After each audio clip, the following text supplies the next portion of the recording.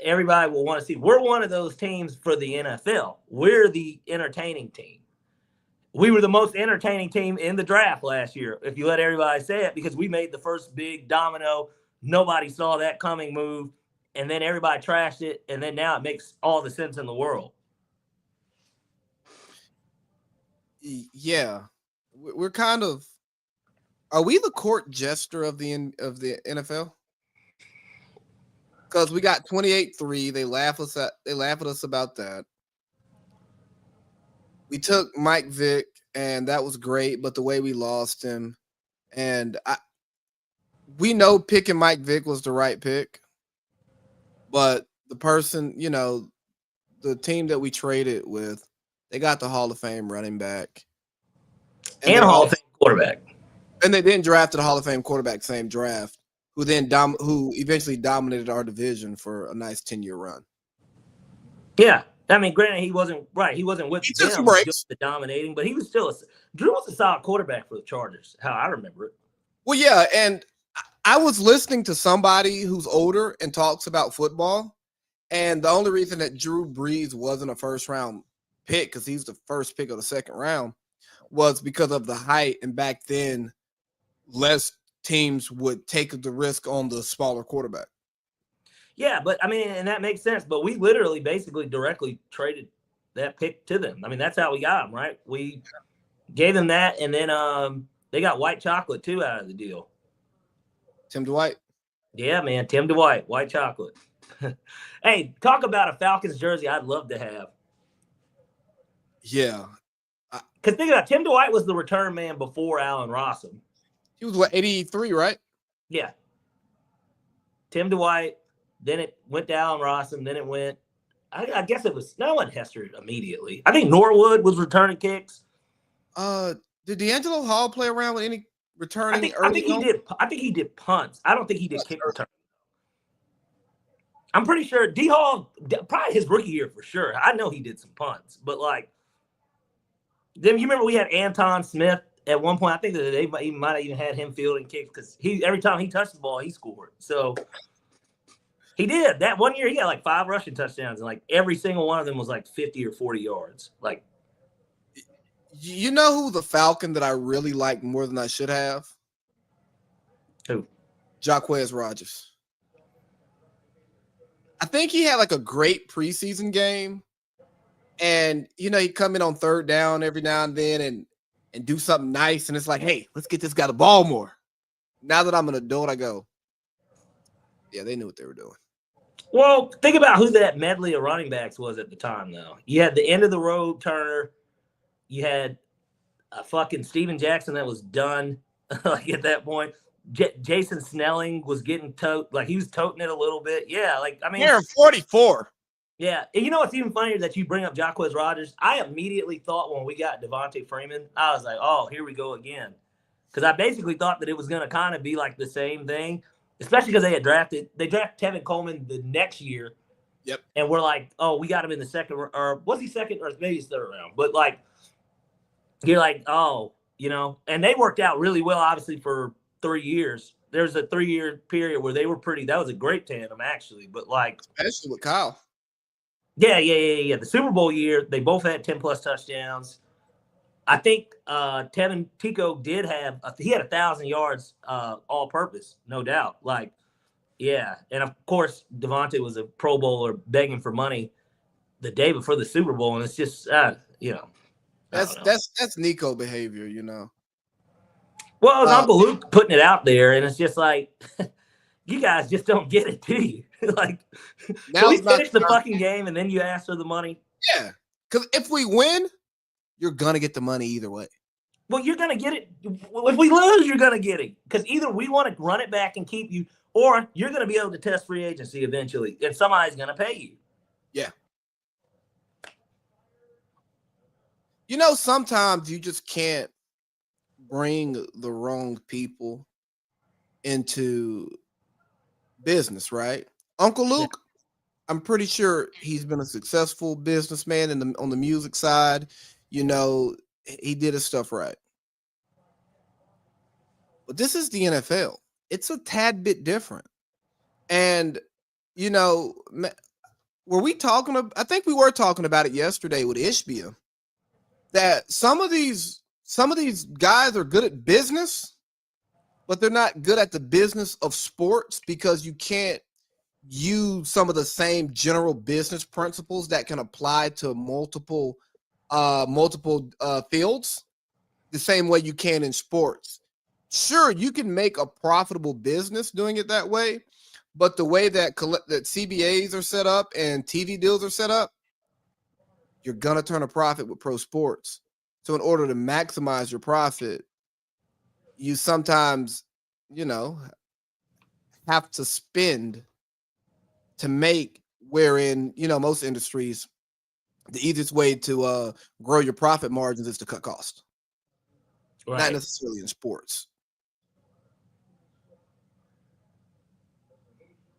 Well, yeah, that's true. I just think that overall, to answer your initial question, are we the court jesters? I'm gonna say no, just because we're not that embarrassing. Right. I think that we have a lot of unfortunate things that happen to us, but we're like Kenny in South Park. You know what I mean? It's just always some fucking shit happening to us. But we're still a character out there. But if you look at a team the Browns to me have been that team in reality. And of course the Lions kind of prior to this. Those are laughing stock teams. Those are teams that had seasons where they didn't win games. You know what I mean? That's to me, that's as low as it gets. You're the jester because everybody gets excited to play you because they know they're going to whoop your ass. It doesn't really matter what happens. You're going to get your ass beat. So I don't know if we're the jester per se. We're Kenny from South Park. I like Kenny from South Park because he's a character that everybody knows about. He only has a cult following for favorite character. And weird shit happens to him. If he gets an episode, it's a good episode. When the Falcons are good, people want to watch us. Yeah. But if Kenny's not on an episode, you're not going to be like, where's Kenny? Probably already dead. The fact that he can die every episode, it doesn't matter at what point in the episode. He's not Cartman or Kyle. Yeah. Or Randy Marsh. Ooh. Mount Rushmores have been popular on social media. Give me your South Park Mount Rushmore of characters.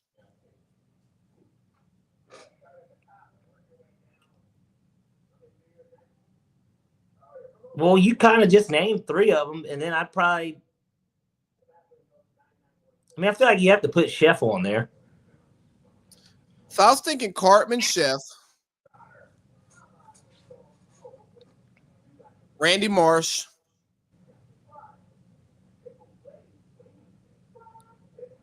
we give Garrison the nod over Kyle. Yeah, in terms of what makes you smile watching the show. Yeah. Yeah. Because although Cartman had his war with the Jews on that show, and it's crazy that he's the only, South Park's the only people who can get away with this stuff and continue to get away with it. I'm not snitching, I'm hating. And not because I want to shit on Jews. No. But I just like the freedom of expression that they have. That's why I'm hating. But they go after everybody. Exactly. But Family Guy kind of does it too. I don't watch them anymore. I don't watch either of them, but I'm just saying Family Guy has always been they were going after people. They do it differently. Yeah, Family Guy is way more subtle. It's so buttoned up. Theirs is slightly more. It's more buttoned up. But even think about it. South Park went after The Simpsons. They would go after Family Guy. South Park, everybody can get it with South Park.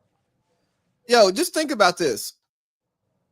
You could get off as a younger kid watching Family Guy around your parents. You're not pulling South Park off in front of your parents if they don't want you watching it. Yeah, that was one of the shows that was, I'm not going to say banned, but somewhat banned. Think about it, because it's on Comedy Central. Came on late at night. It came on at Yeah. 10 o'clock. Yeah, so it was almost slightly kind of Adult Swim type hours. You know what I mean? Like to where No, at one point it followed Chappelle. Chappelle led into South Park. but Chappelle was in that window of prime time, kind of like what was it, 7:30? Yeah. It's only 30 minutes. Chappelle's only 30 minutes long. I'm trying to think. Or did South Park 7:30, Chappelle at 8? But I'm talking new episodes. Probably at one point Carlos Mencia was mixed in there. They had the late show came on at 11, right? Yeah. The Late Show or the Daily Show? The Daily Show. Late night television on Comedy Central. Fucking Jon Stewart. Jon Stewart was amazing, by the way. Still is. You know what's so funny about Jon Stewart? And you didn't realize it as a kid, or at least I didn't, because I didn't really know who he was. But think about it, he was in Big Daddy, right? And it's crazy because he's like not the main character in that movie, but the whole premise of it is based around him. Yeah. Piece of shit. Well, right. He's like, I don't even know who that is. Motherfucker's headed to like Japan or something for business because he's just such a fucking big dick swinger. He had the nice ass. Somebody tried to tell me that that's how my spot looked, that it was kind of similar, even though it wasn't. His was massive in New York City, but how his loft was, if you remember how that loft looked. Bro, how much do you think that loft costs today in New York City? $10 million. Monthly. Oh. 50,000. I don't know. Something ridiculous. Yeah. That shit was big as shit. What is a two-story loft? Yeah, that's what I'm saying. He had like an upstairs. It had a view. I think if there was a scene where they like ate up there. Remember, look at how big that whole party was when the surprise party. How many fucking people were in there? Sonny, you always mess shit up. Yeah. You know that movie makes me cry? Big Daddy? Yeah. It like maybe not now because I've resolved a lot of my daddy issues. But back when like my daddy issues were heavy, yeah, that movie made me cry. Lion King too. Adam Sandler's got a few tearjerkers. When you look at his catalog, he kind of always tries to get that emotional connect in these movies. Like, I mean, Happy Gilmore's fucking grandmother's losing her house. He's got to do some shit he don't want to do. Chubbs died. Like, the one that always got me that was his, though, was Click. Click was such a fucking deep movie. I have not watched that entire movie. Click was so deep, though. Like, it was just deep in the idea of people thinking if you could go back and change things, how you would change them, and then what the outcome is, and then basically like the butterfly effect of it all, right? And like how it's like, oh man, I missed this stuff. Like for him, it was like him becoming a more successful version of himself for whatever it is that he did, and then like, but then he's like misses out on shit, like people die, like you know what I mean? He's like, you know what I mean? And like, yeah, it just that one was the true tearjerker for me of all of his movies. That one hit home. I could see that affecting me. Yeah, no, that 5 years ago, that would have really messed me up. And probably now. Yeah. I probably can't watch that right now. Yeah, it's a boy, that one's a it is Waterworks. I mean, it's a movie I haven't seen in a long time, but like you know, that one I'm trying to think, he's got other ones too. When you really go down his catalog, where I mean, Wedding Singer is not one that you cry over, but certainly even the moral of the story is that he wants the girl, fucked up shit happens, she's about to marry this dickhead, I'm not going to get to have her, I already got my heart broken by some slut that then comes back that ruins my relationship with you because I knew that we were falling for each other, but then, you know, then he has to get on a plane and sing a song and Billy Idol helps him. It was just like a lot of shit. You know, in the age of smartphones and social media, when she gets married, it's not over. Well, I don't know. In some cases, I guess it depends on who you're talking to. But like, if to me, what I've learned for sure is that when the engagement is going on, it's not over. Because that is the time. It's almost like this warning period. It's like in baseball, it's like the warning track. You know what I mean? It's like the ball's about to get out of the park. What are you going to do? Are you going to jump up and catch the ball and save the team from this home run? Yeah, I think that works for the majority of people, right?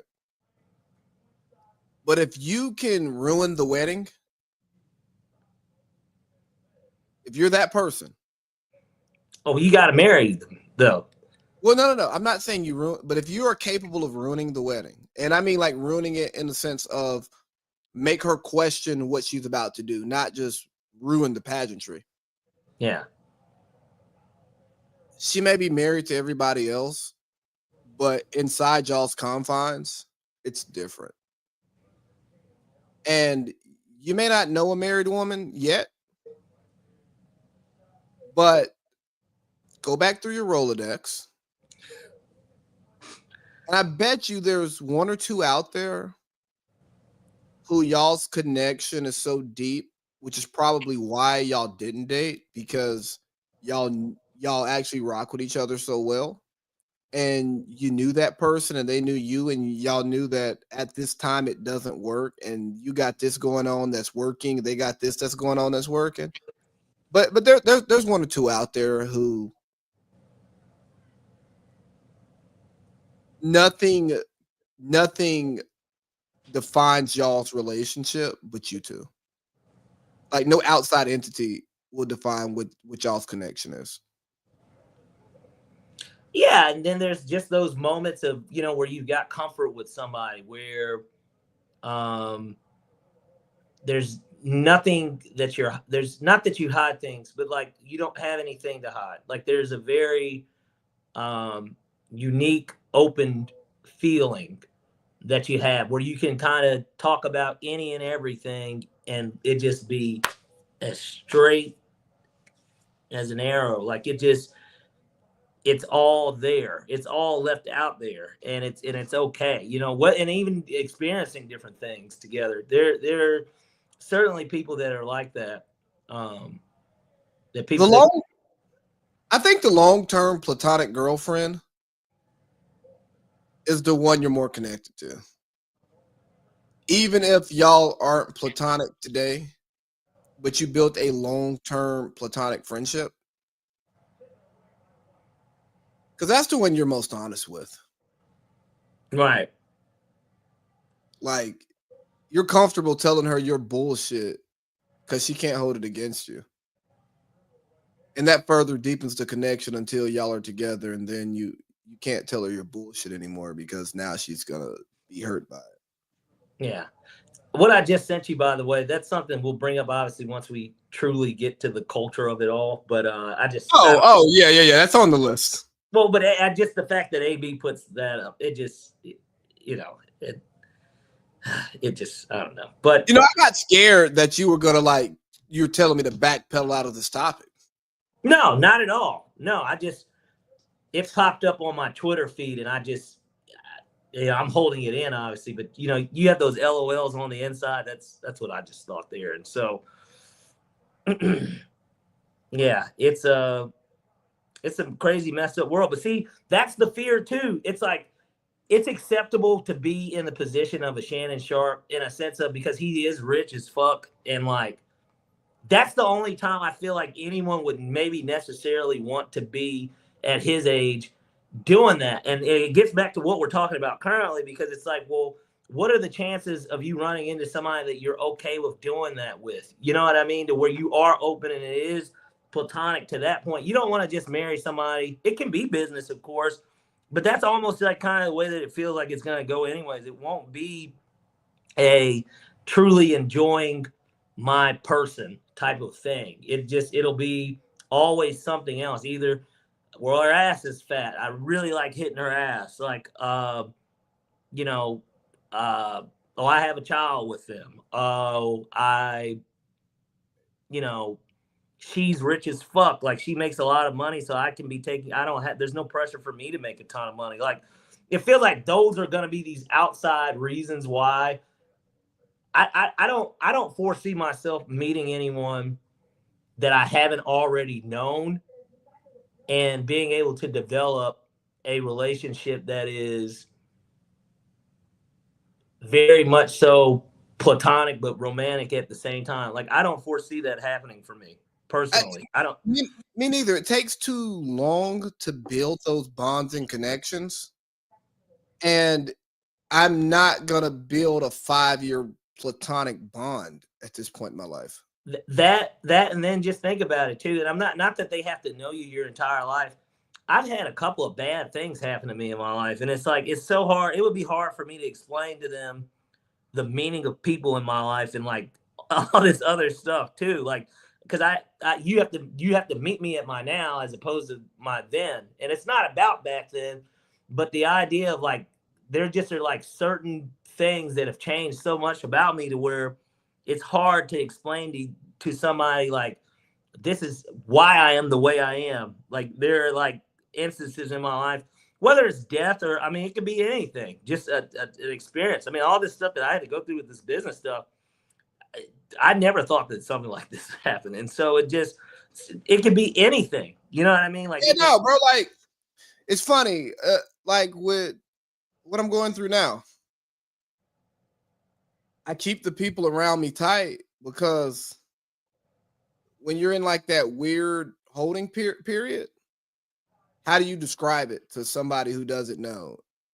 And you, not that you want to disclose your personal business, but you may not want to lie to them either.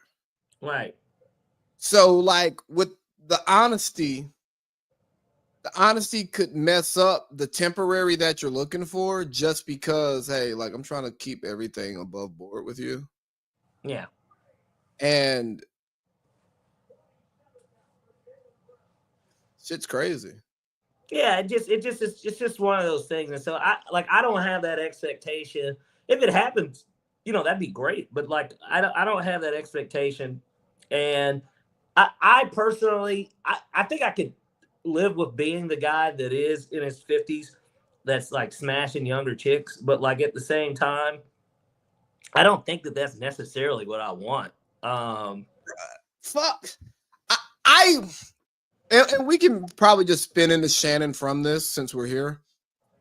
Well, we haven't gotten into any sports. We can just kick off with fucking culture, Yeah.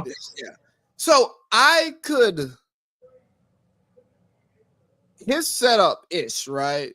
Not the long term, but if I'm in my 50s and I'm smashing on something younger, it needs to be very, very much. You know what this is. Like, I'm not. It's directly I'm paying for sex. Like, no, I didn't say that. Well, that's what that is, though, for him. I mean, it's not that. Like, but I can't do that long term. Not with. I'm not giving you an allowance to have sex with me every time. I'm gonna pay for it the initial, and if you're gonna keep fucking with me, maybe eventually you're gonna get things just because I like you, like, you know what I mean. But like, yeah, I'm not. It's not gonna be a $10,000 every time I smash type thing. No. But for me, the young chick is only good, in the words of Wayne, for a wet spot and friction. Because me at 33. I don't want to have. I doubt that there are many 20-year-olds, 22-year-olds, 23-year-olds who have experienced enough life to have the types of conversations that I'm interested in having when it comes to being in the presence of a woman and I don't want sex. That too. But that's the other part of it. That's why it is straight up. This is a sex thing. Like, this is not we're not. Like, yeah, we'll get to go out and hang out and stuff, but we're not laying up pillow talking. Like, and even our go out hang out is like concerts. or really good drinks, and like, but we're getting fucking hammered. And basically, really, what this is you are a piece of candy. And I hate to like demoralize like the idea of it, but like No, you are a piece of candy. You're out here with me, and it's just, well, this is just how I roll type shit. Like, I'm gonna have a bad bitch with me. Yeah, like, yeah, I clearly got the salt and pepper and shit going, but like, I'm gonna always just have a piece with me. Like, do you know how long I've been buying tickets to events? Buying two, not knowing who the plus one is going to be. I mean, there was one solid period of my life where we knew who the plus one was going to be before we bought the tickets, and there were conversations before the tickets were bought. right. But outside of that block, like, nah, I'm getting 2 tickets to this. Who you going with? Nah, we'll figure out in time. Yeah. But something hot. Yeah, so something everybody can enjoy in a sense of I watch, like, you know what I mean? Yeah, no, window shopping watch. Everybody can enjoy this. I remember I went to the Chappelle documentary in Atlanta, the screening, and then he did the stand up and he brought out the guest. Yeah. And I remember taking one of my homegirls, and I looked at her, I was like, I wasn't supposed to bring you this. Like, what you mean? I was supposed to bring something. You know, and then sometimes it's too late once you get there and you're like, oh God, I should have, you know what I mean? Because you kind of under prepare for the situation in itself. Well, I wasn't expecting him to bring out Usher, Lil Jon, T.I., Monica, some more Atlanta people who I can't, Jeezy, you know what I'm saying? Yeah. And I also didn't, I sure he would probably do like a 25, 30-minute set. But we were getting the comedy in the documentary. So you just didn't know what all the show was going to be, and it ended up being a super fly show. And I'm like, dang. Yeah, nah. I was supposed to bring something. But again, this was actually during that like 5 block, that window. So I had to go with a platonic friend who is not something, because that would be disrespectful. Yeah, for sure. But I guess my thing is, again, you're not really, I mean, I've tried to be prepared for that type of stuff. I'm not a huge concert goer though, for what it's really worth. And the times I have gone to concerts, certainly I either took Mariana's mother or me and Justice went. You know what I mean? Like, that's pretty much how those have always gone for me. But one of the things too is think about the weddings, because we got a couple of other guys in this group that are going to get married. I don't know who's going to be next. Well, somebody's going to get married. Like, I mean, whether that's Mr. Turner, Mr. Holsey, who am I missing out on? I feel like I'm further off. I mean, we're about at the same point now, as far as I'm concerned. But like, yeah, no. You're closer than me. I probably am closer, but like, I don't have prospects, and I still can't sign that piece of paper yet. So you're closer to me. Yeah. So, well, okay, true. I'm trying to think. You know, wild card here, JP. I know it sounds crazy, but wild card. No. I could see JP like hitting a group text like, "Hey fellas, I'm having a bachelor party in 3 weeks. Who can come?" Nigga, what? Yeah, because half the group is already down, and so I mean, it just, you know, look at it this way: a guy like, I know Justice isn't on well, he's not in the group on Instagram anymore, but you never know with a guy like him either at this point. And so I guess I'm just saying, it wouldn't surprise me if somebody in this group in the next 2 years we were at a wedding, and then you got to figure out your plus one from there. And like, it's stuff like that, right? Like, all the weddings I went to, I brought the same plus one. That will not be my plus one moving forward. And so it's like, you know, and that's one of those things too, where you gotta impress. Yeah, no, you either got to bring your wife or you got to bring some fly shit. Yeah. Like if you got a ball and chain, she has to come. Because hey, let me put this out here, guys.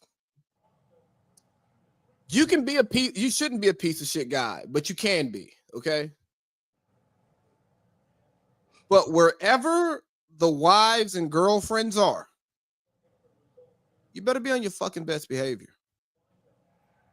Well, you better bring something nice. Dale, I mean, No, I know. no. I'm talking about if you're in a relationship.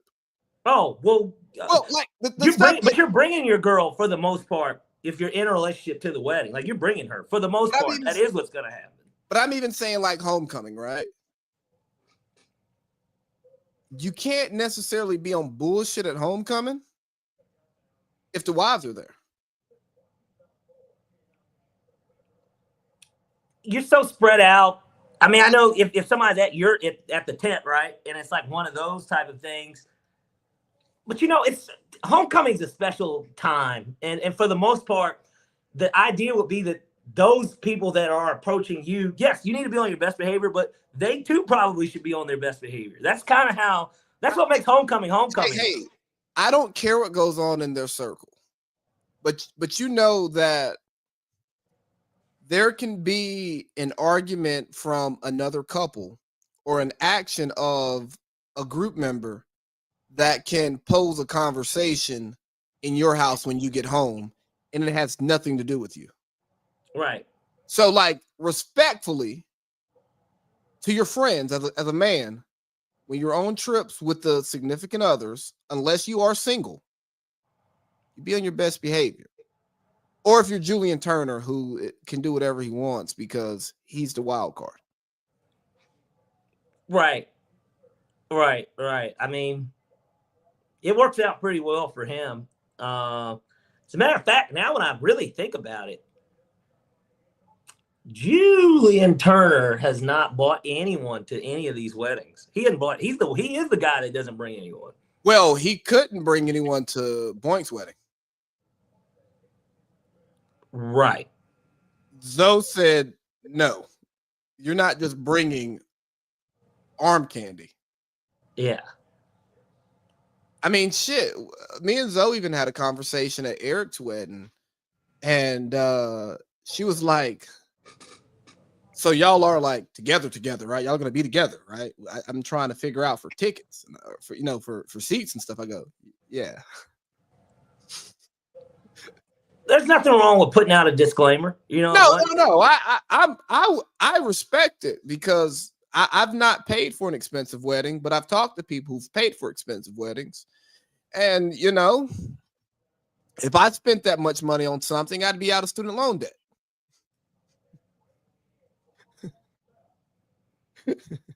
Yeah. Getting down even the brass tacks on something like that, but I mean, yeah, shit, by the time you do it, it's gonna be like $60K for an average wedding. See, here's the thing too, Lee. I think I'm gonna be the dick, and I hope that everybody will be okay with me being the dick. My idea was always to have a wedding out of the country, and I'm not talking about Mexico, and I'm not talking about the Caribbean. I'm talking about going to Europe or something.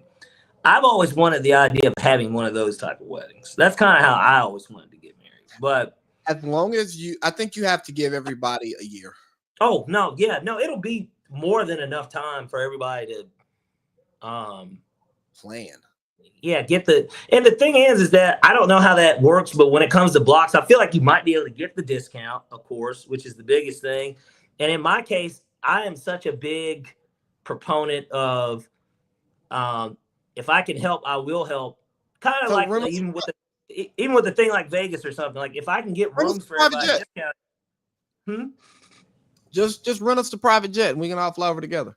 Well, that would be, see, the hope is that the money's right by then. You can pull some fly shit like that. But like, certainly at least for the immediate friend group and family, you know what I mean? And then there's the other people, but I don't expect it to be a huge wedding overseas either. Like, I don't expect it to be 400 people. I don't expect that. Like, I expect it to be about 100 people. Well, gosh, but then you got to factor in their family too. I don't know. We'll see when we get there. But you got to find her first, right? Yeah, exactly. That might be the biggest thing. Who knows? Maybe I find her out there, and then her people are already out there, and then I got to be the one that brings, Or America. or maybe you found her already and you just don't even know it. Maybe. Shannon Sharp definitely found his though. Oh yeah, And his is in the form of a $50 million lawsuit. Where apparently, get this, think about the fact that they said he offered 10, that's bad for him as far as I'm concerned, because that kind of, if that's true, that's him admitting guilt to a degree. And then it's greed, but it's also greed on the chick's end. I disagree that it's an admission of guilt because he offered it before it went public. $10 million, Lee. No. I'm with you. The perception is guilt. But if nigga, that ain't no Nolo plea. I'm with you. But if he's done his math on how much it's gonna cost to fight this and how much potential earnings he could lose, because ESPN can drop him, and whoever he brings Club Shay Shay to distribute, they're gonna Shay Shay Media. They're cutting it it drives in half. the price down. Yeah. So that 10 million, a fucking lot, could have been I don't even want this to come out, and I'm going to go to a certain point because I know I have it or I'm going to make it back, and this never comes out. Well, now, and you got to think a guy like Budsby, this chick doesn't have all the money in the world. I'm sure that maybe her OnlyFans does okay. I don't know how much money she makes, but 25 a check. You got to think that he probably is doing this pro bono anyways to a degree. Oh God, yeah. It's a commission based thing for him because he knows I can continue to fight it. Like, you might not have the money to keep shelling out to me to continue to fight this, but because I can just do it and then take mine after because I know we're gonna win. You're going to still you'll end up getting more than 10, but you're not going to get 50. Like, you aren't getting 50. I'm going to get 20, 5, 30. You're going to get 20. I hope. Now, if Shannon did anything wrong, hey, whatever.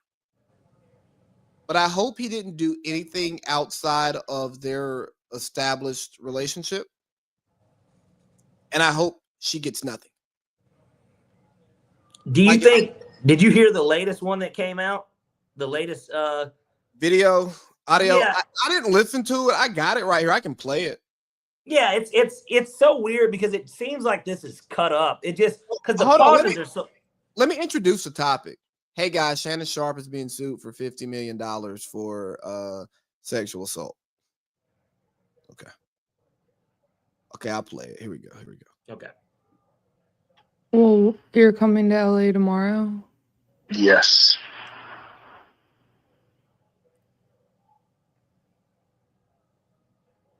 Oh, this is doctor. Well, I don't know why you want to go out. Don't worry about it, Daddy. Do you see how long the pauses are, right? Yeah, bro. Don't nobody talk like that on the phone. Well, okay. Okay, what? Well, I'm not really interested in getting choked, so I guess we're going. What? Yeah. I might choke you in public.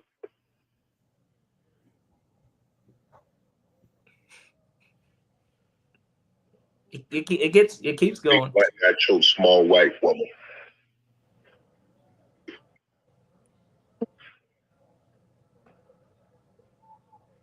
It's not a good look, Shannon. Not a good look that you did with the shit you did to me.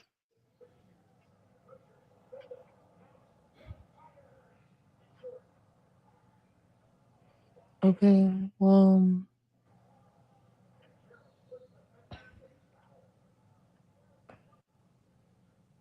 look, man, I don't know what happened, and again, if he did some stuff that's real deal sexual assault, like really, really crossed the line, because I will always say this may be toxic masculinity. I don't care.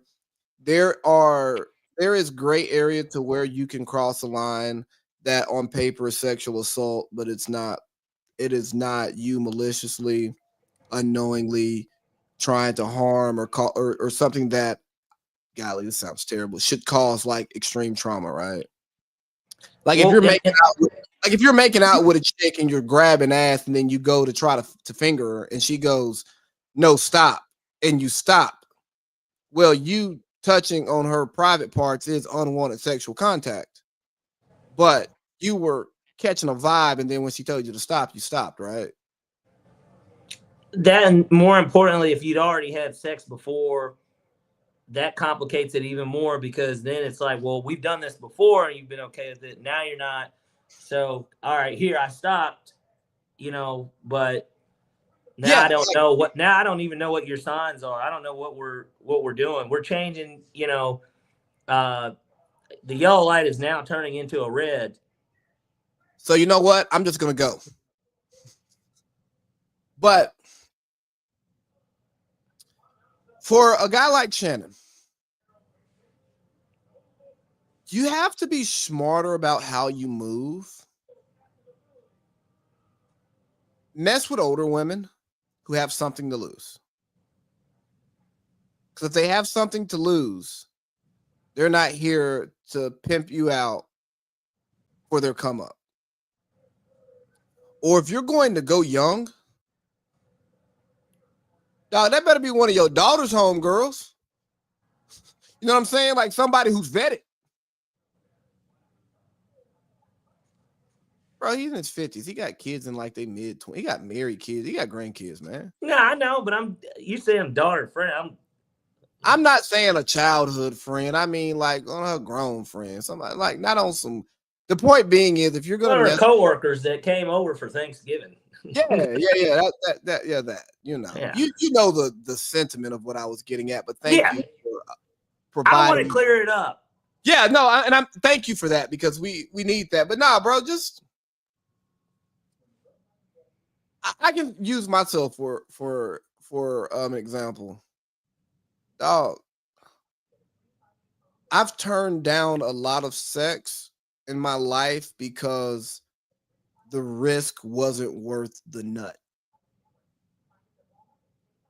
Like whatever could have been at risk, you know what I mean? Wasn't worth the nut. And don't get me wrong, I've taken some risks that were not worth the nut, but that's life happens. But like sometimes, bro, it's just like, bro, it's not worth it. And I know Charlamagne kind of went in on him about it, and I'm not even gonna attack it from like a creep point of view. That's a different conversation, but more so, bro, you gotta have sex with the people who you're supposed to have sex with.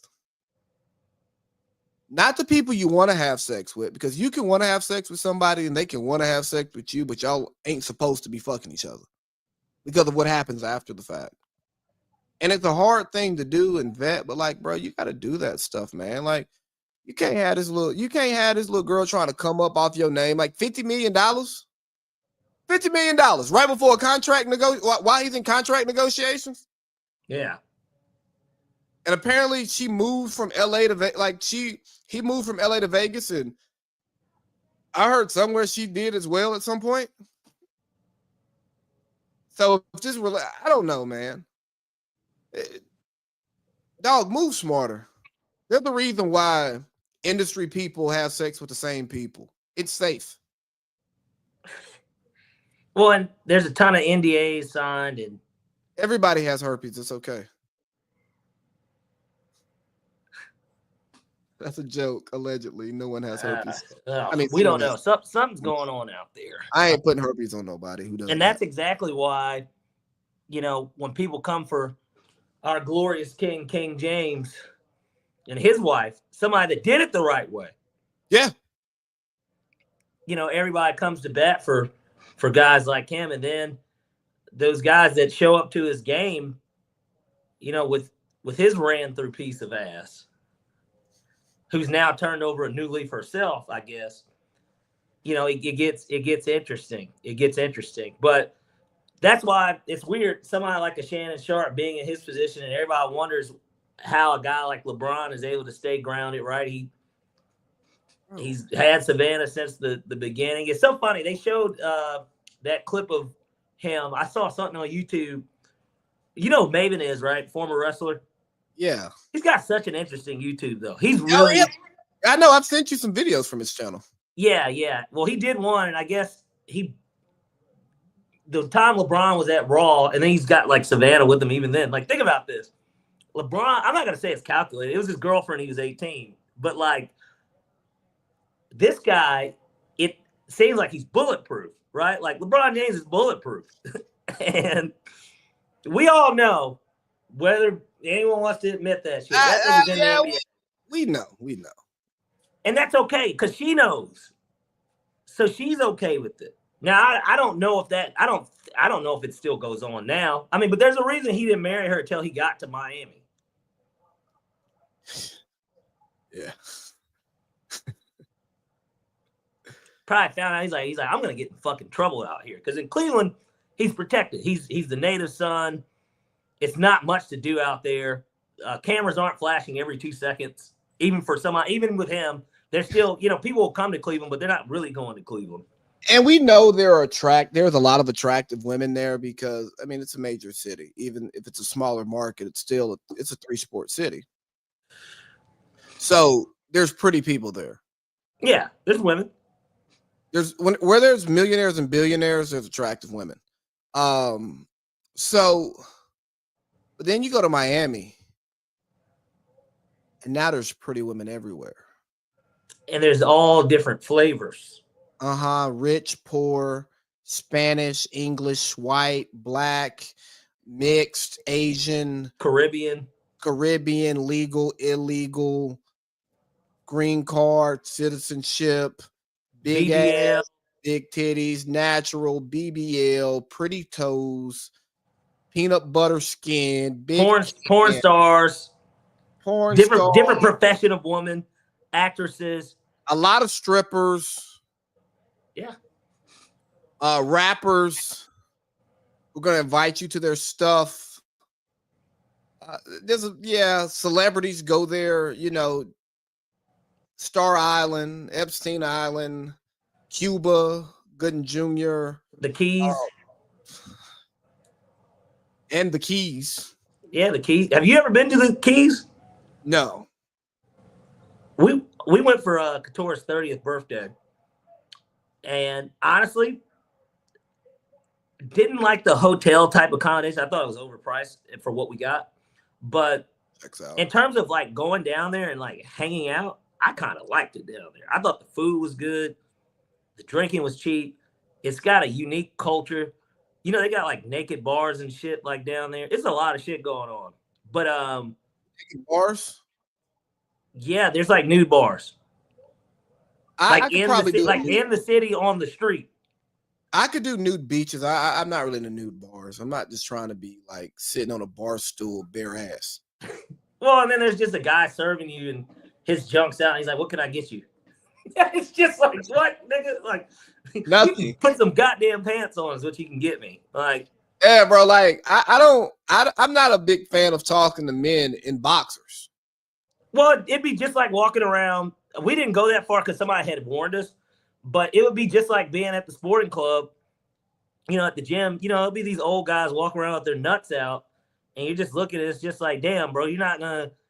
You got a towel in your hand. Just, I get we're in a men's locker room, but like, you don't have to walk around like this. We're not at Jeju where there aren't towels. Like, there's a towel. It's a full towel at that. Wrap it around yourself, man. Have some respect for the other men in this locker room. It was a dude in there one day in whitey tighties talking to me. And like, he stopped what he was doing, stopped getting dressed to talk. And he's talking to me about some show. And I'm like, bro, I have on headphones. You don't have on pants. This isn't the taller guy with glasses, is it? Kind of European. Looks a little funny. Yeah, kind of European, maybe. I know who you're talking about. He got you one day too? No, he always. I mean, I've seen him for years. That guy, he just likes to talk randomly to people, especially in that sitting area right in front of the TV. Yeah. Yeah, I know who you're talking about. I think that he might be off too. So you know what? Now that you say that, you could be right. I think he's probably. I mean, I'm not gonna try and diagnose him with something. I think he's autistic or something. Yeah, high functioning though. Yeah, like he has a job. Yeah. Yeah. He can afford to go to that gym. Correct, by itself. You know, I had one of the old guys got me in the fucking hot tub one day. Got you. What do you mean? I'm thinking I'm gonna go hop in the hot tub, you know, the little recovery. Yeah. Just cock and balls just floating on the top, and I'm like, bro. Now you're gonna be mad at me. Whenever I go in there, believe it or not, I don't wear anything either. I'll take a towel. Yeah, I take a towel in, and then I hop in naked though. I mean, I'm naked when I get in there. I don't hop in the hot tub naked because I'm usually never in there by myself. I will typically not get in unless I'm the first person to get in. Yeah, you know see, what I that's mean? different. Yeah, I'm not gonna get in there with cock and balls just sitting there and then just insert my cock and balls. Ball. But obviously I don't want to be the dickhead either that wears the towel and dips in with the towel. It's just that is like work. That's even worse etiquette in my opinion. Like those towel boys get paid. Yeah, but getting in with the it's just like, come on, man. I don't know. I mean, obviously, I go into the sauna in the steam room toweled up. I have my towel around my waist. I have another towel that I put my phone in and fold it up so it doesn't get too hot. And then I have another towel to change into once I'm done sweating. So I take 3 towels with me into the steam and sauna. Why don't you just grab a new towel when you get out the sauna? Because I don't like walking around with the naked sweat and then it'll be dirt and stuff. I just like to be fresh. And then plus, as soon as I get out of there, I do 5-minute resets. I'll get water. Oh, and then the other towel too, it covers up my water. Because then, if you get a cup in the front that's plastic first, you can get ice in it. I'll get 2 of them, put ice into the locker and let it sit in there. It doesn't melt fast enough. You have ice water for the whole time that you're there. You can do a good, I mean, me and Justice, we go in there. We would do 3 sets. I do 20, 25 minutes the first one, rest, 15 minutes the next, rest, then go to the steam room, do 10, rest, and then do one final one of like 10 minutes in there. Yeah, we know you're not lifting. Well, it depends. Like there have been times where I typically was never lifting, but if I did cardio or play basketball or something, like it would be, I would play first. I wouldn't go in there first. I'd play and then I'd do that later. You ain't running 2 hours. You ain't running 2 hours of hoops, then doing goddamn an hour and a half, hour 15 in sauna. Yeah, I know. It's not 2 hours. What it is y'all go in there whenever I would play basketball, get in on a game. If it depends on how many people are in there, because if you've got to wait 2 to 3 games before you play again, then it's just, I'm going to play this game, and if we win, I'm staying on, of course, but if we lose, I got to wait 2, 3 more games, I'm getting the fuck out of there. Bro, there's nothing worse than going in there and there being too many people for 1 court, but not enough people for 2 courts. Yeah, so you're talking 13, 14 guys. Yeah. Or even 16. Because you could have 4-on-4 going, well, not 16, but yeah, like 13, 14 guys. You got enough to where you got 8 here, but you don't have 8 over there to do 4-on-4.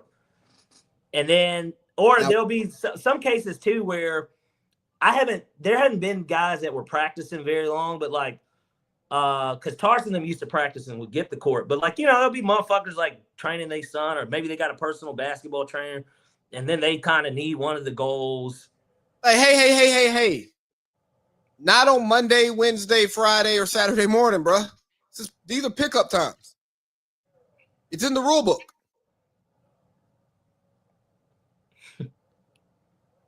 We've talked for an hour, and we hadn't talked about in our quasi-gay conversation. What's that? Apparently, Kanye blowing cock at 14 until he was 14.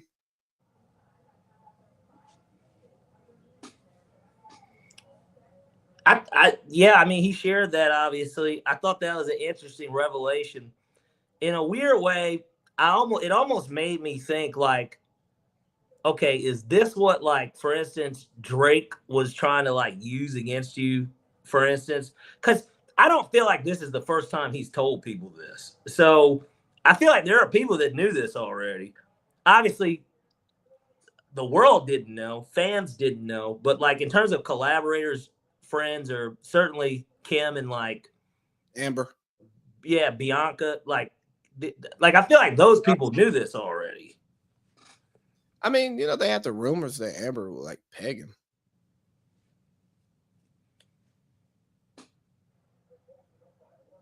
I don't know. I don't either. I honestly don't care because gay or straight, keep making the slaps, stop tweeting, and if something messed up happened to you as a kid, it can kind of explain a lot of what we see and hear in the music.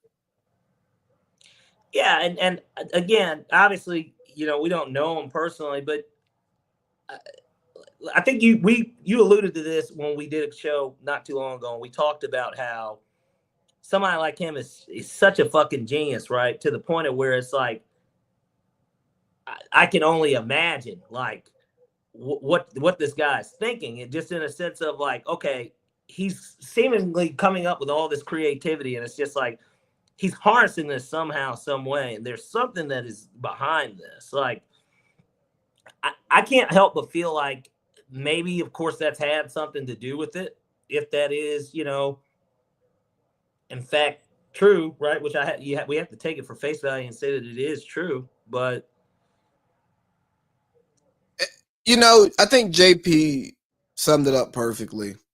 He's just said so much wild shit that just no one really cares about this one.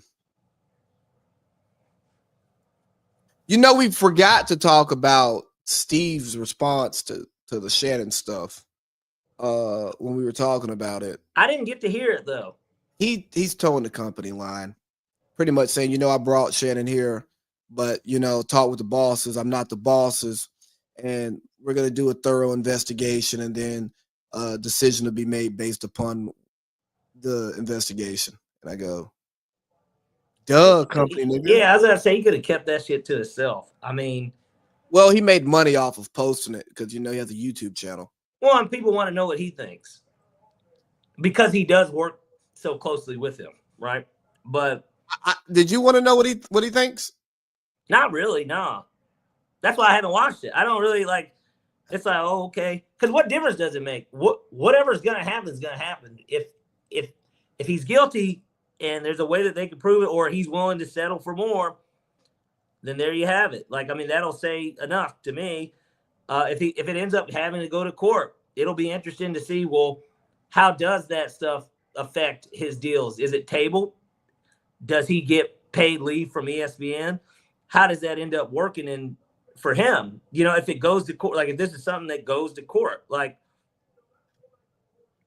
I think the way that he's standing on it by directly responding,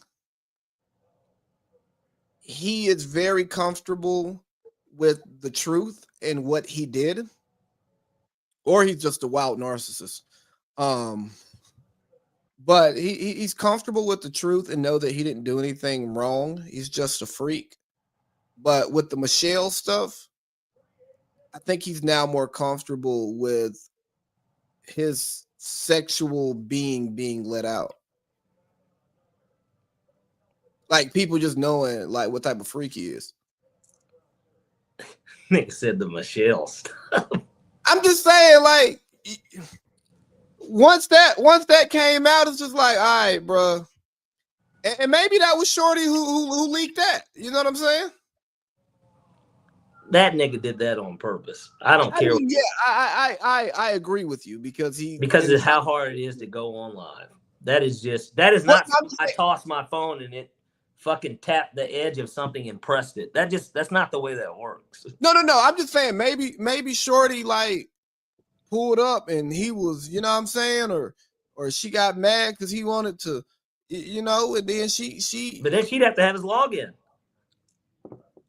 She might. If I tell you, if Shannon's out here like that, giving bitches access to shit like that, he's cooked anyways. Like if he's doing that, like he's cooked. Bro, he got a 19-year-old off OnlyFans living in LA. What are we talking about? Yeah. Like, come on. Like, let's be real. I'm not saying that if I were in his situation, I wouldn't mess with a young OnlyFans type chick, right? Right. Again, wet spot and friction. But if you're talking about my consistent piece, I'm getting it off the muscle. And she gonna be something. If he 50, you know, I'll probably go for somebody in that like Kiki Palmer age range. You know, like mid-30s, a kid or two. Mature. She's like 31 though. I'm just saying like the 30, the mid or the Yeah. 30s range, yeah. Yeah, just got done with your 20s. But you're an adult. Yeah, you're an adult, but then you probably have also, like you said, might have a kid too or something. You've been in a serious relationship and you're living in a similar life that I'm living, so you understand what comes with this, and you realize that these relationships are kind of meh. And yeah, you know, I won't be messy, you won't be messy, and we'll be good. Yeah. I mean, he got one fresh off the assembly line. If that chick's 19, and look, I get it. Niggas love to hop in a new whip, right? Like, it's nothing like that new car smell. And especially when you're the first owner. It ain't nothing like it. But, yeah, he's got to do better than that. I can't. Give me a classic car, man. Get you a classic car. Man, why don't you go get that car you always wanted that you didn't have? It's an older model, but you always wanted one just like it. Yeah. Go get you one of those. I'm sure you can find one. Somebody's got one that's not very many miles on it. It's still in pristine condition. Or it may have a lot of miles, but the engine's been restored. You know, go get you a Nia Long, a Lisa Ray. Go get one of them classic chicks that you really liked in the 90s, but because you was a football player, like you weren't really in LA in the summer because you training and you got a helmet on and you ain't like NBA players where you actually can go out at night when you're traveling. Yeah. Go get one of them. Just go to the strip club, man. Shit. Yeah, there are just so many other avenues. I get it. OnlyFans has made it easier because that's what that is. Think about it. These chicks in their bios and stuff, everybody's got a link tree. Everybody's got a management email address. So you can reach out to pretty much whoever you want, especially if you're paying to play, right? If you're paying to play, ain't going to be no issue. Well, you know, paying to play, you know, that just really interferes with the integrity of the game. And I, for one, but that's what it's turned into. This is what I'm saying. That is what this is. It's because now you've rotted the brain of a lot of these chicks that at least are somewhat popular online, at least if they're popular online. Like you might run into a baddie in real life and it'd be something completely different. But like, you're going to have to know where to hang out. Everything's got to be on, like everything's got to be good that day in order to make something like that happen. When it can be just easier if you reach out directly online. If you're somebody, they're somebody, you're going to have to pay to play because you got to entice them with something. You know what I mean? There has to be something. They can't just look at your picture and be like, oh, well, yeah, you're attractive. Here, let's fuck. Like, that's not the way that's going to work. Like, we'll get outside and get it off the muscle. And I'm sure a guy like Shay can do that. He should be able to. Tinder? You don't use Tinder? No, I've never used it. And I bet you haven't bagged much random in DMs. Never really. Never. No, you get outside and you touch earth. Yeah. Or I meet people's friends. I mean, those are That's still going outside and touching earth. which even for him, you would think he would know, you know, the people, What especially now being in the media too. Like, Yeah, what party can't he get into? yeah, you know. And I'm sure that even in some cases, there are people that have parties that literally just invite hot, younger, attractive women. But then again, here's the issue. They're probably these OnlyFans ass chicks. Like, if they're not famous, then they're probably online prostitutes. Like, that's like the thing. There's like a thin line between, man, we just found some really hot girls Oh, at EL and LP out in fucking LA at this bar restaurant that people go to, and we invited them to come to this party. Even if you did, cool. Then you look up, somebody goes to their Instagram. Damn, this bitch got 150,000 followers. Oh shit, she's got a link tree. Oh shit. This leads to, oh, maybe she's not showing ass, like she's not butt naked on her. She's selling pictures of her in lingerie, and like people are fucking buying it, like because she's attractive. but you know why you really buy it, right? That's how you open up the DM conversation. But this is what I'm saying. That's what I mean. You have to pay to play. That's literally what I mean by that. I'm not saying you setting out. You're like, man, 20,000. Like, I need to fuck tonight. Like, I'm not saying nothing like that. I'm just saying you have to kick it off with something. Okay, well, we're gonna go out to eat or some shit, and then from there, then we talk about, man. She's like, well, I've always wanted to go to Bora Bora, and then a nigga is setting that up. Like, you're paying to play. You're paying to play.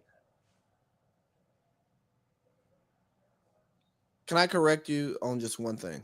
Go for it. They are not online prostitutes. They are content creators / models. Okay. And OnlyFans is their agency. I get it. Like, I feel like I've sent you this chick. Oh, I'm gonna send it to you. But like, if once the paper is all the way correct, like this is the type of chick, bro, I'm trying to hire. Like, if I'm gonna hit some, like if I'm gonna fucking DM, email, like try and holler at somebody, especially if the chick's not like, you know, obviously it appears that they're single or whatever, but you got the bread, and it's like, well, I know my game is good enough to bag you. Like, you know what I mean? I know that we'll have a good enough time. I want to get a chick like this. IG or text? I'll send it to you on IG. Okay. This man like talked it up. A chick like this. Like what? I had to find the, profile. You've got action. Yeah. Now, this is a chick that I found back in the day on Tumblr. So she was active then, and she's probably a little younger than me. She's probably 27, 28. You ever talk to her? No. So here's the thing. I found her on Tumblr. But from there, I was like, yo, she is like hot. Like, I was like, this chick is hot as fuck. And then from there, once, you know, Tumblr kind of died, it's like I transitioned it. I was like, man, well, gosh, this chick's hot. And like, then I found out, oh, okay, she's an official model. Like, she's a real model. You know what I mean? Like, that's a real model. She's not an OnlyFans model. She's a model. Yeah, she does spreads. God. This is what I'm saying. Yeah. And like, I mean, you see it? No, I've got a friend who follows her. And when I tell you, he follows all of the baddies. Like every time I like go to like a baddies page, I see followed by him.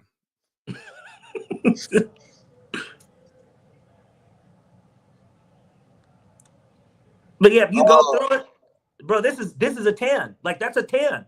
That's a 10. No, she's a beautiful woman. That's a 10. That is like, this is the definition of a 10. Like, this is a real life 10. Like, I'd consider changing my religion. That's a joke. By the way, that's a joke.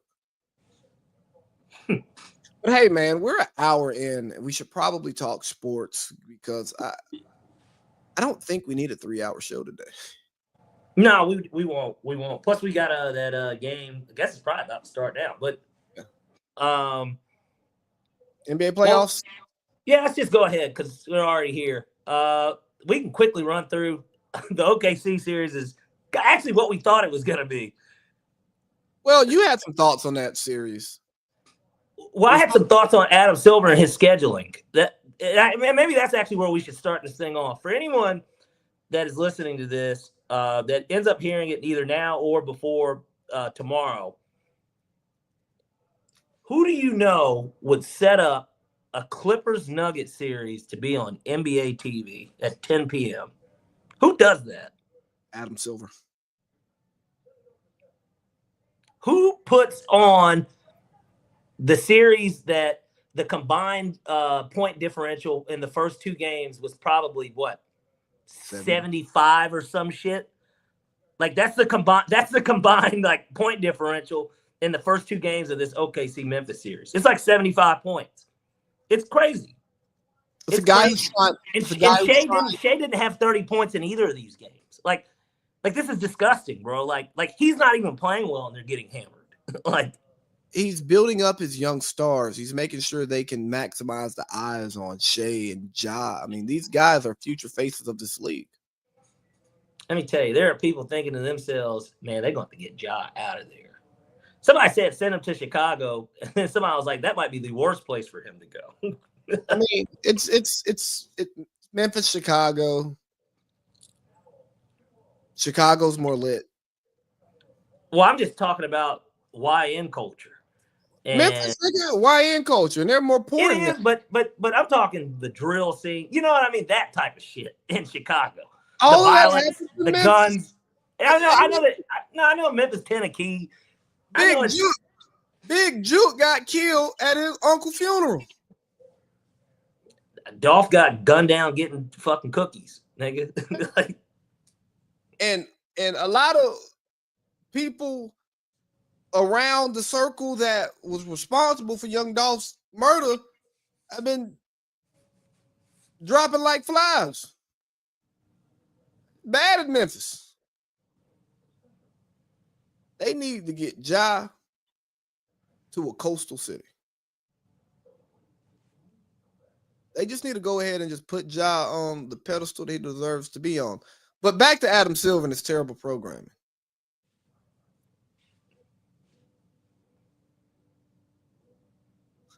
What?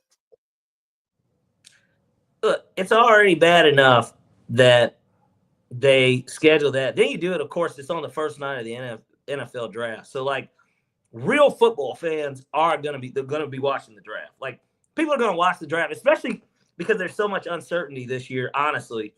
Like, it is not laid out on who's going to get drafted where. I guess now, and we'll get to the NFL after this, but I guess Cam is going 1. But, like, aside from that, I feel like everything else is up for grabs. Nobody knows who's going where. And so that creates more intrigue.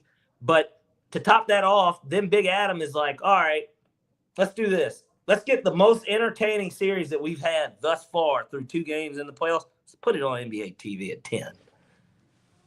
Let's do that. Let's put the fucking blowout on TNT. Let's get Reggie Miller to call this game with Marv Albert. Let's do that. And then let's get I don't even know who the fuck does the NBA TV games. Like Brandon Haywood and somebody. Haywood's actually pretty good, but like, you know, I don't listen to the commentators. Well, I like him just as a talk. He's good. I like when I've heard him on pod, like he's good. Hey, Boogie's good too. Yeah, he did pretty well on the FanDuel thing. I saw that. Yeah, he sounded pretty good. Yeah, they should put Boogie on ESPN and not Marcus Morris. But conversation for another day. You're the nigga that's just dying to get some sort. I don't even know. At this point, they just put a mic in front of a nigga, and they're just like, "Come on, man, say something." Like, hey, you played with LeBron and Kawhi. Tell us something. And his brother still in the league? Yeah, actually, Markieff played with LeBron. Yeah. Hold on. Yeah, Markieff, because he's on the Lakers right now. Is he? One of the Morrises was on the Lakers because he was. I know they were. Is he on there now? I mean, he doesn't get any PT then. Nah, because he was in street clothes when Braun was pulling up on Stephen A. I think. Let me see. Markieff Morris. Yeah, he's on the Lakers. He was a part of the Dallas trade. Yeah, okay, I thought so. You know, Boink referred to him as Chief Queef.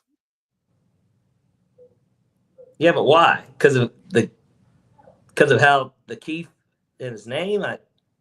Yeah, because he was doing dumb shit in the bubble. That's an interesting call by Boink. I don't know where he's getting it from, but actually, funny true story. We ran into him, both of the brothers, and John Wall at the MGM in DC. We went to some festival, Broccoli Festival or something, and they were at the MGM. They had a private table playing craps. Yeah, they had a private table, but yeah, we ran into them after the concert there. Funny enough, John Wall, made a lot of money. Yeah, and a lot of that money he made, he didn't even have to do anything. That's what makes it so great. Nah, he was on PTO. Oh, extended PTO. I mean, you would have thought this nigga was given a sabbatical. I mean, the nigga tore ACL, then popped an Achilles. Don't wish it on anybody because he definitely should still be playing in the NBA. But then that happens, and then he gets traded to Houston. Then they're like, man, we're trying to suck. We're going to pay you to just stay away. Even though you're healthy, just don't come back. How about that? He was like 19-8, 19-9 too. It's like, oh, John Wall's still good at basketball. Then he went to the Clippers, remember? Yeah. And we see how that turned out. But, honestly. Well, they're trying to do the same thing with Ben Simmons now. And look here. Now, Ty Lue, I get he's the nigga where you go to rejuvenate your career. Or at least try. Yeah, I'm looking at this. John Wall with Houston, he was 20-7. Yeah, bro, he was a good basketball player. That shouldn't have ended his career. This guy missed so much time. Yeah. He got paid. God, he got paid to do nothing. That's so crazy. But I guess that's like the theme in sports now. Now it's get paid to do nothing. Like that might be what everybody really wants to do. Can I get paid and not have to do anything? Wouldn't you want to be Bud right now? Getting paid by two teams? I'd love to be Bud. I mean, I'd love to be Bud. But a guy like Bud, do you think Bud probably doesn't even fucking watch basketball? Like he's not even watching the playoffs right now.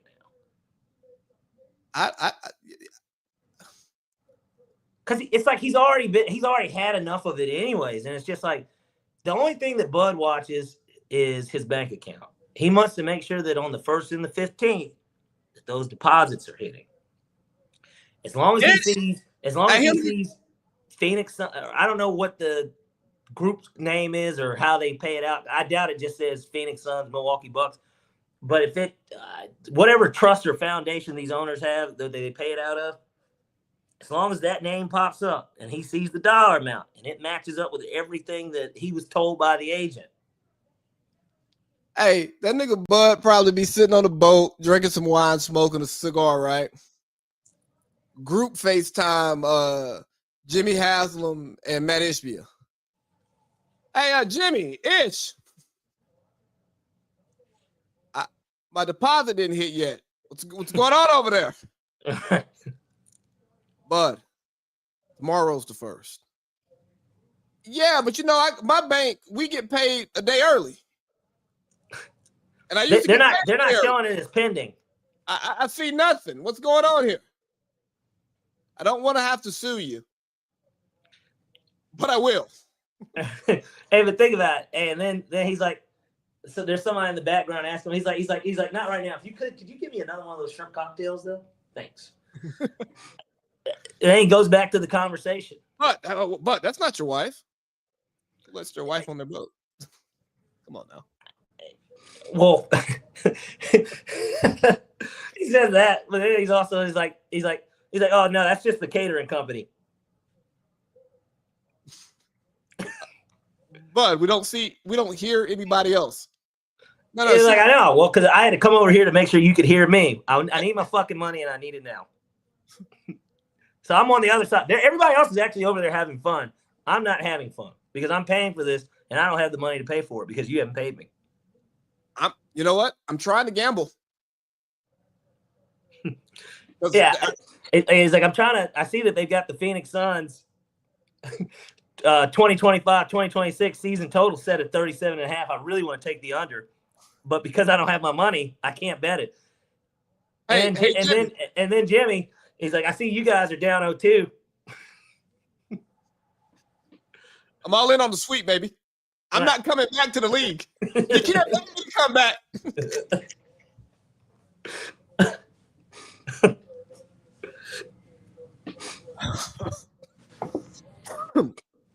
But I mean, the series that we care about are Lakers, Timberwolves, Clippers, Nuggets, and New York. That's really it. I mean, New York, Detroit might have a little twang to it. You know what? Detroit has to win that game tomorrow for us to really get put on notice. Because then you're like, okay, for what it's worth, this series is probably going 6 if they win tomorrow. Yes, absolutely. But I feel like it's more important for them to win tomorrow than it is to win game 4.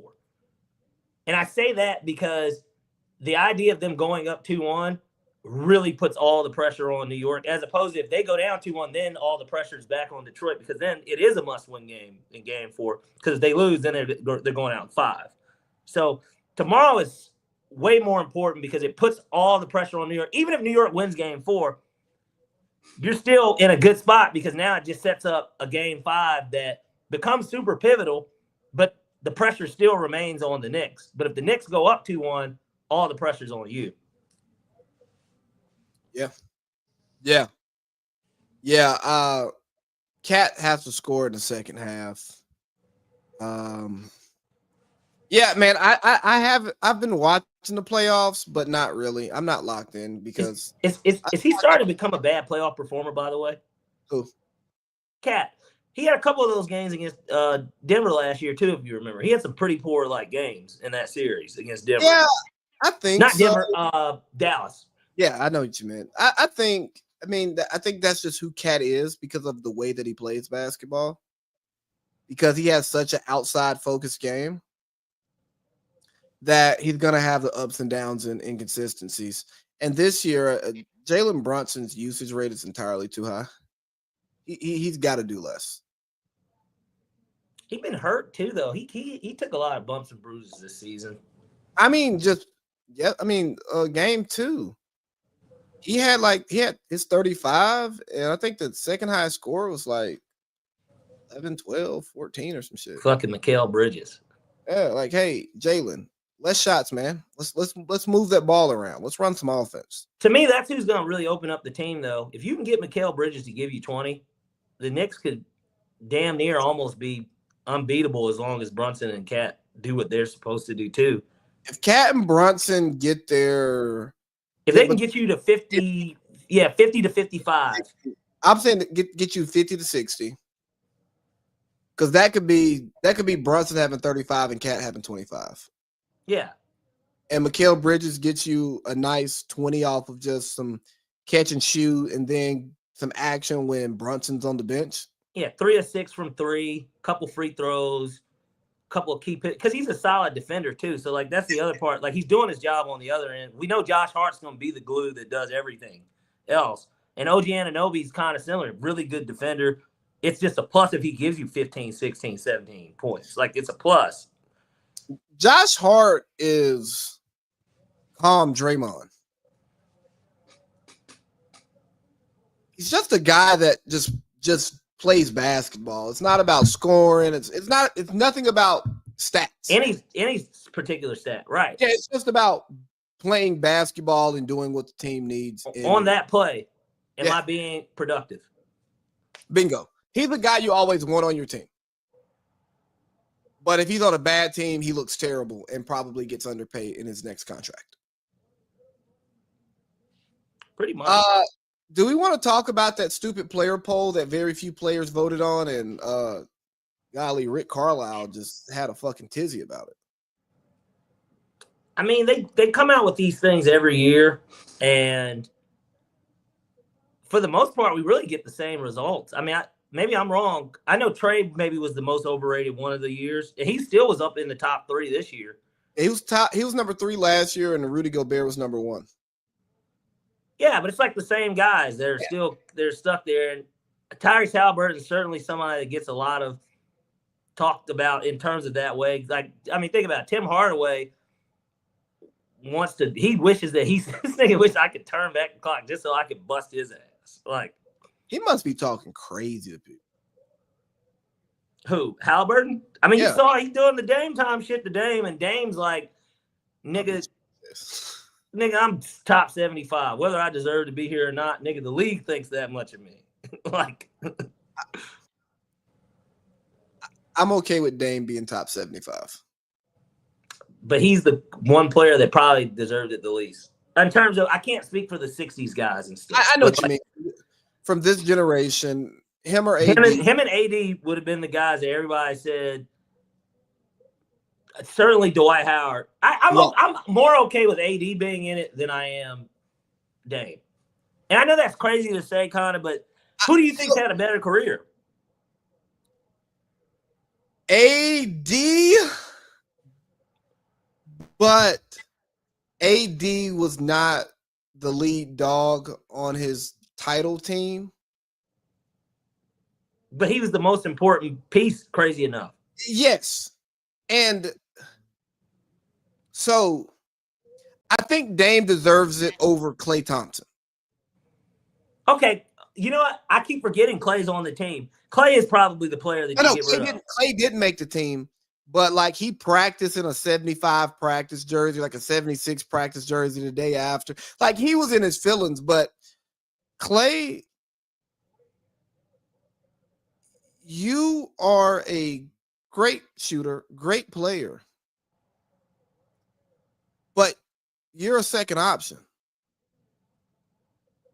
And what Dame has done as a first option in fucking Portland says more to me than Klay as a second option. Now, Dwight Howard, he should have been there. He should have been there. He should have been there. Somebody had put this up, and just because we're on basketball, I had seen this on Twitter. They said rank these 3. It was Dame, Chris Paul, and Kyrie Irving, and they said do them in order. And I had to really think about it for a second, but this is the real order. The real order is Chris Paul, Dame, Kyrie. That's the order. But in terms of basketball player, Kyrie's the best basketball player of the 3. He's the most skilled, definitely. He's the best basketball player of the 3. He's the most skilled. I would take him in one-on-one against either of them. Maybe. He's the best basketball player of the 3, but his accomplishments don't match up with his skill. Well, but it's kind of like this. Kevin Durant is a better basketball player than LeBron, offensively. Yeah, he's got a better, but so is Carmelo. Carmelo's a better offensive player. Right. But LeBron, the stuff that he's good at, he's so good at it that the ceilings are pretty much here, right?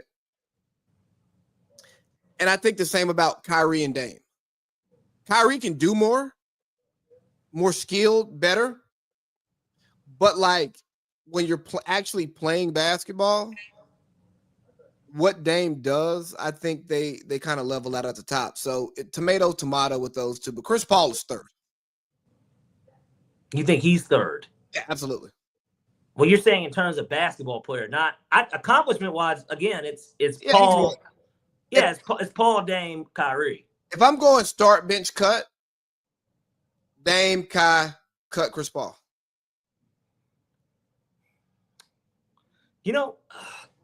People forget too. This is the other part about Chris Paul. You got to remember, Chris Paul, man, he's made the all-defensive team a lot in his career. I don't care. But I'm just saying, that just shows the more complete player that he is. And so Pat Bev said he's a traffic cone. The league didn't agree, though. I mean, look at this. He's made the all-defensive first team 7 times and then the second team twice. So he's a 9-time all-defensive. and he's a 11-time All NBA. He's a 12-time All-Star. I don't care about that. He's led the league in assists and steals 5 times each. I don't care. I watch them play basketball. Like for players in the generation that I watch, like I've watched all of these guys' entire careers. Like I watched Kyrie and Chris Paul in college. Now, Yeah. Dame, we didn't watch Weber State. Sorry, big dog. But I watched them. So the stats, the accomplishments don't mean anything to me. Is Chris Paul a better defender? Yes, but I now don't really care about all defense and defensive awards because I listen to how the media describes defense to me. And I go, well, yeah, cool. But you have to watch every game to be able to really choose the best 10 defensive players in the league. And you're not watching enough ball to know who the 10 best defensive players are. You need to know if you watch, yeah, you're right. You have to watch the game. There are certain guys though that you don't have to watch because you already know. And I'm not saying Chris Paul was one of those guys. Obviously, he would get a lot of steals, but the thing is, like Dyson Daniels, every time I watched the Hawks, he was getting in somebody's ass. Like he was out there. You know what I mean? Like he was.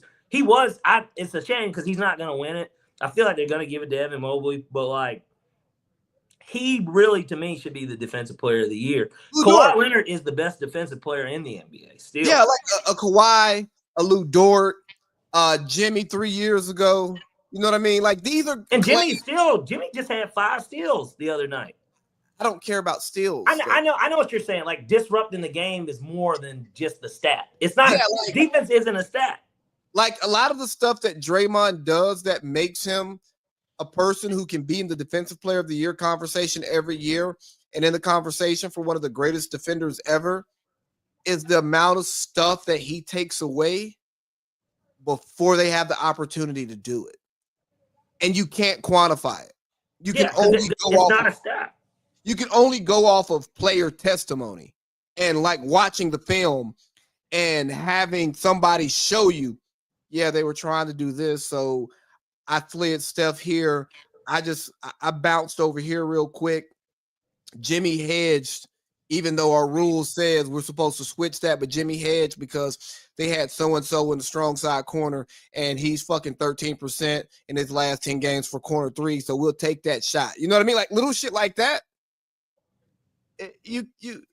So I struggle with the defensive stuff, but hey, here I got something for you. And I think we can agree on this. I know you've heard of the Dream Team, but have you heard of the Queen Team, wussy man? Yeah, I heard about it yesterday in pre-production text messages. Yeah. Okay. So I'm going to give you the honors of selecting the first person to the Queen Team. You know, it's crazy, but there's actually really only one answer for this. Who's the automatic first pick? It's Jared McCain. That nigga is the zestiest NBA player to ever suit up, bro. He's the zestiest one. And it's not just because of the TikToks. I promise I'm trying not to pick on what is considered really that generation's app. Like Instagram would be our generation's app. Maybe even, but now Facebook I feel like is like before us too. Well, no, Facebook got taken from us by the old heads. It was today, but I'm saying Facebook still to me was kind of more we were a part of the upbringing of Facebook, but like I feel like it was more established for the group that's ahead of us. Like they're probably still millennials like us, but they're the older millennials. We're the 38-year-olds. We're really direct messenger of MySpace first. That's what I'm saying. I feel like MySpace is more us-ish. I feel like Facebook is more them. It's the older millennials. Because I think Instagram is still ours. It's the 80s babies. That's Facebook shit. It's the 80s shit. I'm saying Instagram, I think it's more so the group that's probably about 3 to 5 years younger than us. because they had it in middle school and high school. We didn't have Instagram until college. But it feels like it's our app. It just feels like it's our app. I think it is by default because we don't get the same carryover. Like, we don't have the same carryover of tracking us through our lives like some of these kids did. Unfortunately for us, MySpace went away. And so did everything on it, unless you had it saved somehow. You don't have any of your stuff from MySpace. Right. And we kind of disconnected from Facebook. So we're not adding new Facebook friends. So we're somewhere between MySpace, Facebook, and IG. And some of us use TikTok with a little bit of dab with Snapchat and Vine. We're just a weird group because we got so many of these at different phases in our life that we don't have our one. You know, like we had runs on Twitter and then we just stopped using Twitter regularly. You know what I mean? For sure. But that's our generation in a nutshell. We Group, are anyone that graduated we're the best high school 08 to 12, 13. Anyone in that range, for the most part, we're also a part of a generation where we didn't have to. We know what it's like to not have electronics and to have fun because we lived in that era. Even with the Facebook back then, think about it. Smartphones weren't really a thing. So it's not like you're uploading in real time. Everything that we did was done, and then we had to go home and upload it later. So right, niggas have to like plug their phone or plug a camera into the computer to upload the pictures. Yeah. Like, bro, yeah. But back to the Queen team. To the point, and it's not because of TikTok, but Jared McCain's the zestiest nigga to ever put on to boot up for a fucking NBA game. That's the zestiest nigga. So he's the first pick. I'm going to give you a close second. The man of many voices. Karl Anthony Towns. Yeah, and it would have been tough. I would have initially put him, but like his zest is, again, we talked about this because even with once we get to these other people on the list, look at him. He's got Jordan Woods, right? So I mean, like, you know, and I mean, look, Adrian none of these Rogers. guys are gay. I don't think they're gay, but like, Jared McCain, you could maybe make a case for, man, this nigga, he might be gay. Like, you know what I mean? Like, he's that sassy. And nobody cares if he's gay. It's like, it doesn't matter. Yeah, just he might be. Yeah. He might be. And we care that the man doesn't want to live his truth. So, no, it doesn't matter to me. I don't care. But, all right, well, yeah. Jared McCain, Cat, close second. Now, the third one, I'm going to go ahead and just say it's Halliburton. You know, he's the snow bunny impresario. He just, for whatever reason, isn't it crazy? I think I saw, maybe it was you that put it in the group. Somebody had put up him like celebrating like a relationship with like a white chick. But then it's like, well, what about that video of him like in Vegas giving like 50? It was 50 Cent a shout out, right? Or yeah, it was like somebody France too after the gold medal game. Yeah. Maybe, you know, she accepts his lifestyle and he won't do that publicly again. Maybe the check is so good to where she doesn't even fucking care. And so I've got a question for you. Can I bring in a retired player? Well, you're throwing a wrench here, but yeah, go ahead. I don't see why not. Starting at center. Out of Southwest Atlanta High School. Oh, well, you know, I thought of him too. Southwest Atlanta Christian, excuse me. Give me Dwight Howard. Well, he's 100% would have been on it. But see, the thing is, yes, obviously, yeah, he would be on it, no doubt. And it's crazy because that perception of him only came now within the last, you know. Well, his didn't come because of on-court activities. It came from him playing with balls off the court. And it being documented and him not denying it. Well, didn't want to perjure himself. Well, his is a legitimate zest. But, you know, if I were to use an active player with this pick, I would take Kyle Kuzma. And that's another solid choice. Certainly the way that he dresses. You know, it's weird because Westbrook is kind of the guy that started that shit. to me, when it comes to like players, and we didn't even say him yesterday. So for this last spot, I'll nominate 2 guys, but Jalen Green, obviously, he's another one to me. And then I think Shea, you might even have to argue Shea Gill just a little bit. Like, Shea, he did have the sports bra, and the commercial and the singing, and yeah, Shea's not a bad pick. Yeah, I mean, he falls under that category. So I feel like you can't really go wrong with either of those two for that last spot. But, of course, again, Jalen Green's got arguably my favorite, what would you even want to call it, content creators of all time, Andrea Michelle. So maybe Shea gets the spot just because of that alone. Yeah, I'm sure Shea's got him a baddie too, but like at the same time, she's a nice looking lady. I saw her Instagram today. I don't know how. Who, Shea? He's got Yeah. he's public with someone? Yeah, they got a kid and stuff. Okay. She played soccer in college. So nice and fit. Yeah. Okay. Well, there is that. And then of course, again, honorable mention. I don't give a fuck how West Side the nigga is. I think Russ has to almost be thrown on there too, because Russ he's put on some pretty zesty fits. Like, you got to remember Russ, like Thunder Russ. Fishnet. I mean, he does some crazy shit now, but like Fishnet. I remember, man. Well, he had the croc top shit. It was like, I mean, he had some nigga was dressed like Kid Cudi. It was like, yo. Bro, I thought you was about to say Kid Rock. No, Kid Cudi. Oh, Dennis Rodman would be also a guy that you'd have to throw on the retired guys. Him and Dwight Howard. You have to throw Dennis Rodman on there just because he's just a freak in general, right? Yeah, Rashad McCants too. It's just the way that he talks. He talks with his hands and moves his head a lot. It's just kind of zesty. He just has a lot to say for a nigga that didn't do anything in the league. Yeah, but he was a McDonald's All-American, and yeah, no, I know. We know his history. I mean, yeah. Oh, Sheldon Williams is another guy that would go on that list. I don't know why. I know he was with Candace Parker. They got a child together. I always thought Sheldon Williams was just gay for whatever reason.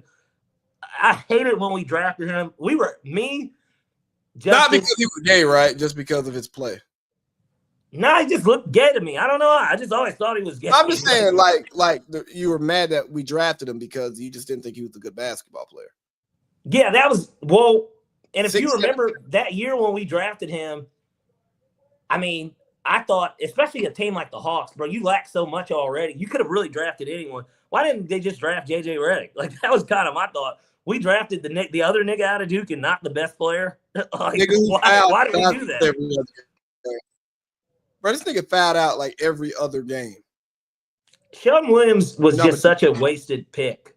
It was just I just always thought he was zesty too. But that was a bad draft. Sense. I mean, look at it. Candace Parker, granted, played in the W, and none of them are off limits. But like, I mean, after being in a relationship with him, she decided to just change. She turned the whole thing around for herself. Like, think about that. Didn't that kind of scream something too? Like, damn, bro, after you got done with her, she was like, man, I want a woman. We don't know if that was right after. It was like during. I mean, I'm looking at this. Maybe Candace was always bi. Who knows? I'm looking at this draft, and here are the draft picks after Sheldon.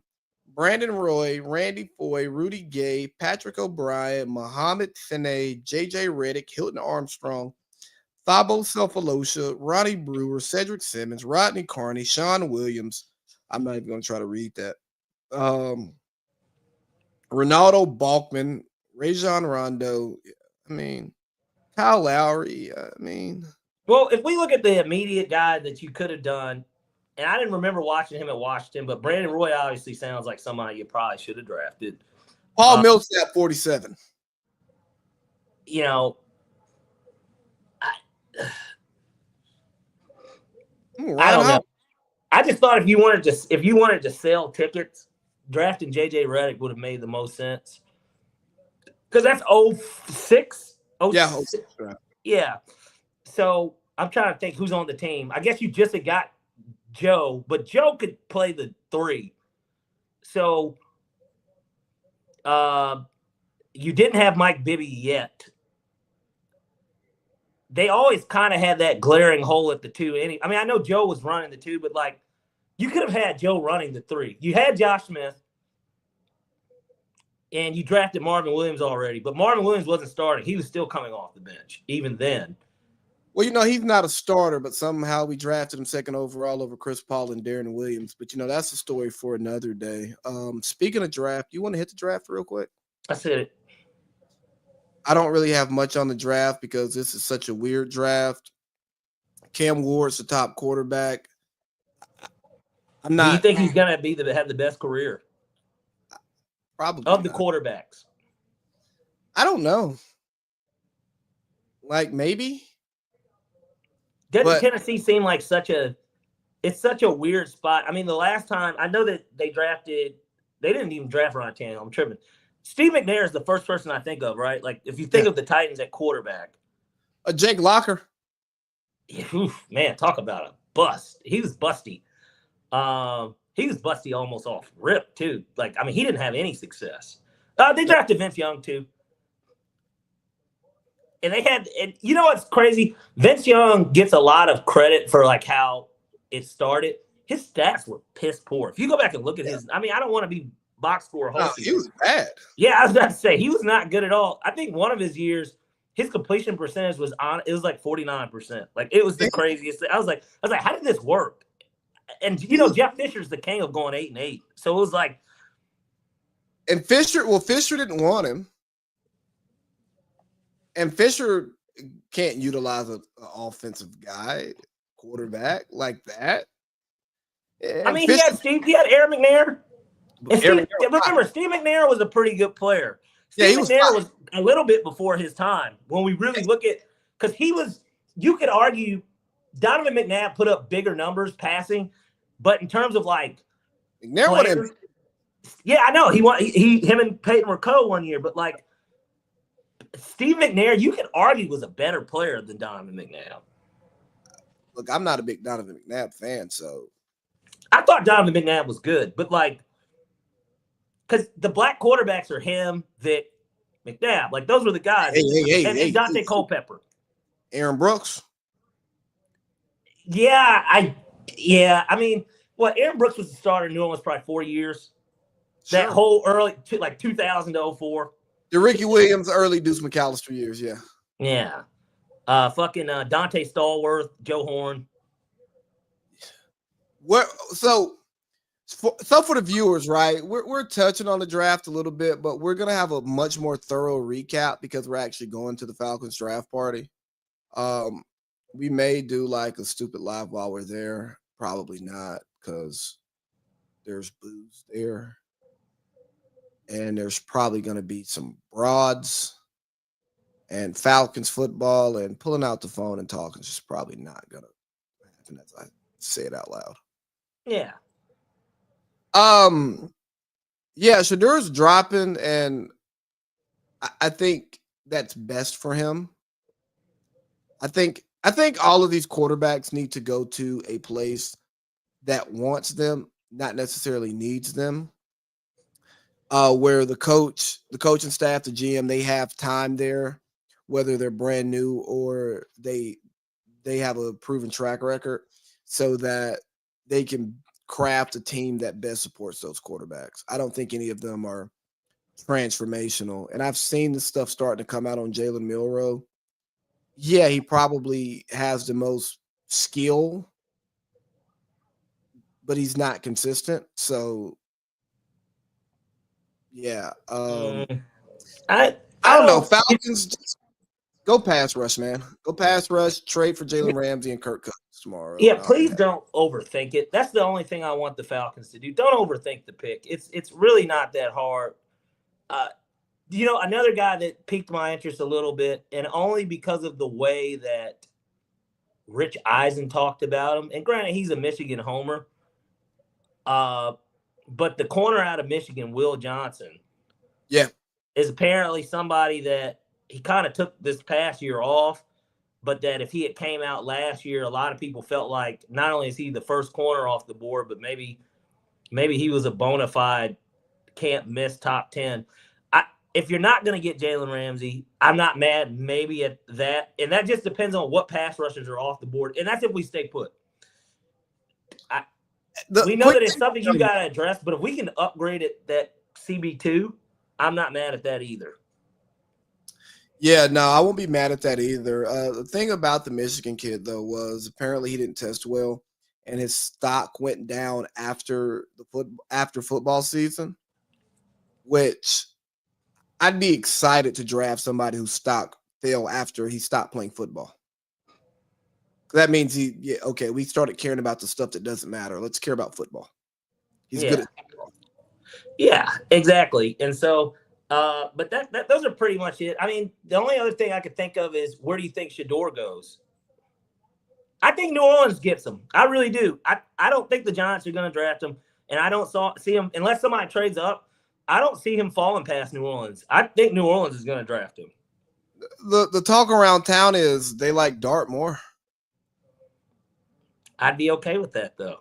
In a mean, weird way, it kind of makes me a little happy. And not that I kind of like Jackson Dart, but Jackson Dart also is just so similar to Matt Corral to me in a sense of I feel like when I watched both of them at Ole Miss, I saw the same thing. I think Jackson Dart reminds me of his coach. His quote recently. Did they see his film against us?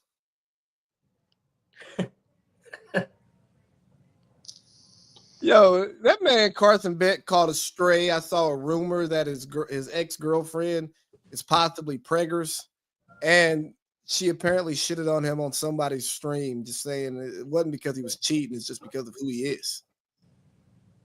And we're talking about Dart, right? No. We're talking about Carson Beck now. Oh. Yeah, I know what Lane had said about it. I just thought that you had transitioned back to Dart. But no, I was using the Lane thing to the Lane tie to Jackson and Corral to then make the. Yeah. It didn't land. It's okay. No, I knew what you were saying. I just thought that you went back to him and you weren't still talking about Beck. Because we know that he's not. Miami's not going to do shit next year. But and then we got a little breaking news here. We got Steelers wide receiver George Pickens, who has been subject of trade rumors leading up to the draft, has unfollowed the team on Instagram. Well, the reports came out earlier today that he's more available than what's been reported. Which is kind of interesting. Moving up for sure. Well, it's just interesting because you thought the idea of having that dynamic of, well, you got DK and now Pickens is a 2. You're going to have to pay Pickens after this year because that's true. Yeah, hit the money's up, but like, then what? Then what does Pittsburgh do? Because now you need a wide receiver. I mean, unless you like Calvin Austin that much, but they'll probably draft a good wide receiver too, because there was a lot of duplication between Pickens and DK anyways.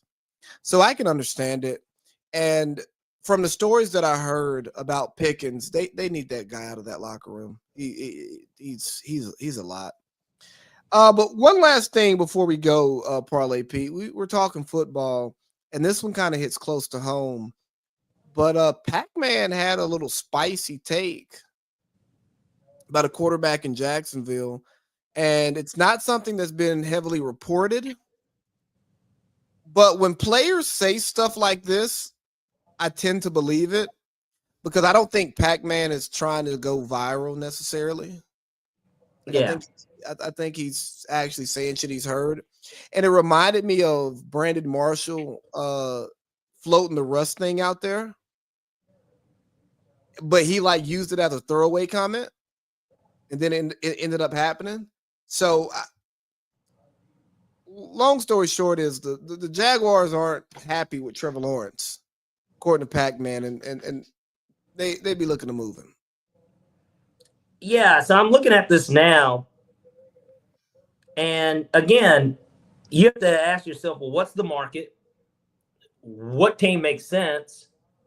Who's willing to take on his salary? Because he makes 55 or something. His deal is like new. He's coming off an injury.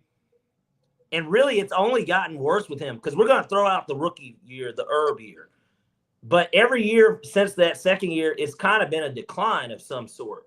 Yep. And so, you know, who's interested in trading for that and then willing to continue to pay it? Like, that's such a gamble. I don't know if Jacksonville will be able to get off of him.